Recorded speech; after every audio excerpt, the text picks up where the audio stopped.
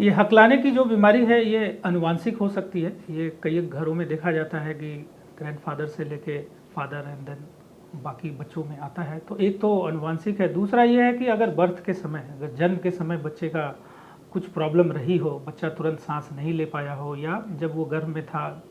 उस टाइम कुछ प्रॉब्लम हुई हो मदर को, तो इन सब कारणों से भी ये होता है। दूसरा, आगे जाके बच्चों का अगर क्रमिक विकास सही से ना हो तो वो एक कारण हो सकता है। तीसरा ये है कि आगे जाके काफ़ी सारे बच्चों में हेड इंजरी होती है, वो भी एक कारण हो सकता है। इसके साथ साथ और भी बहुत सारे मेटाबॉलिक जो उतने कॉमन नहीं हैं, वो भी एक कारण हो सकते हैं। जी डॉक्टर साहब, आपने अभी कहा कि जब बच्चा माँ के गर्भ में होता है तब कुछ दिक्कतें हो सकती है, वो दिक्कतें क्या हैं?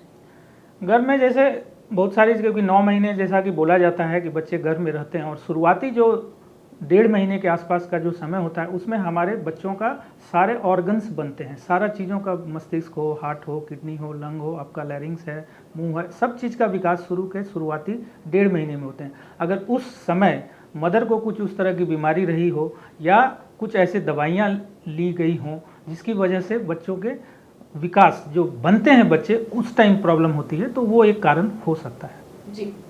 डॉक्टर साहब, कई दफ़ा ये देखा जाता है कि लोग आमतौर पर नहीं हकलाते हैं, लेकिन अगर ज़्यादा एंजाइटी हो जाए या फिर मानसिक रूप से किसी चीज़ को लेकर परेशान है तब हकलाने जैसी उनकी स्थिति हो जाती है, तो इसके पीछे क्या कारण है? हकलाना एक अलग है, एक आगे जाके उम्र के साथ भी बहुत लोगों में शुरुआती दौर पे ठीक ही रहते हैं, आगे जाके भी ठीक रहते हैं, लेकिन थोड़ी एज होने के बाद वो हकलाहट आती है। उसके कई कारण हो सकते हैं, जिसे बोला जाता है न्यूरो डिजनरेटिव ब्रेन डिजीज। मतलब समय के साथ या उम्र के साथ या कुछ पॉइजनिंग, टॉक्सिन या कुछ दवाइयों की वजह से भी ब्रेन में कुछ डिजनरेटिव कहने का मतलब है कि ब्रेन में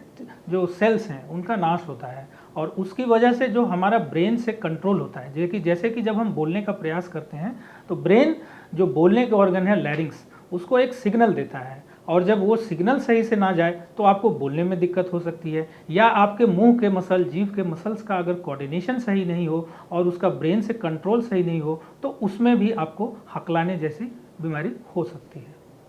तो डॉक्टर साहब, हकलाने की इस बीमारी का इलाज मेडिसिन से होता है या फिर कोई फिजियोथेरेपी या ऐसी कोई ब्रेन एक्सरसाइजेस दी जाती है? ये डिपेंड करता है, पेशेंट का डिटेल इवैल्यूएशन करने के बाद ये देखा जा सकता है कि ये पेशेंट्स, और एक्सरसाइज, डेफिनेटली एक्सरसाइज का रोल है। न्यूरो की कोई भी बीमारी होती है उसमें एक्सरसाइज, फिजियो अलग अलग तरीके के हैं और उसका एक अहम रोल होता है। तो definitely speech and swallow therapy और भी बहुत सारी थेरेपी हैं, आजकल तो काफ़ी इम्प्रूव्ड हो गए, एडवांस हो गया है, तो अगर करें तो उससे भी फ़ायदा होता है। और अगर जैसा कि हम एमआरआई करके देखते हैं और भी बहुत सारे टेस्ट हैं उसमें करके देखते हैं, अगर वहाँ से कहीं से कुछ परेशानी आती है तो हमको वो भी करना, उसको भी सही करना होता है, और साथ साथ में स्पीच स्वॉलो थेरेपी तो करनी ही है। जी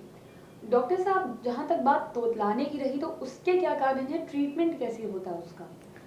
तोतलाने का जैसा कि कारण बताया, ये आनुवांशिक हो सकता है। ये जब बच्चा पेट में होता है उस समय मदर को कुछ दिक्कत है, या बर्थ के दौरान अगर बच्चे ने तुरंत सांस ना लिया हो वो कारण हो सकता है। आगे जाके कुछ मेटाबॉलिक डिसऑर्डर हैं उसकी वजह से हो सकता है, या और थोड़ी एज जाए तो ब्रेन का सही से विकास ना हुआ वो कारण हो सकता है। तो अगर हम इन सब कारणों को मिला दें, और कई एक बार ये देखा गया कि हमको कोई कारण नहीं मिलता है और बच्चा हकलाता है, तो जनरली उसमें से ये बोला जाता है कि आप जितना अर्ली हो सके बच्चे का स्पीच स्वॉलो थेरेपी शुरू कर लें तो डेफिनेटली उसका फ़ायदा आगे जाके होता है।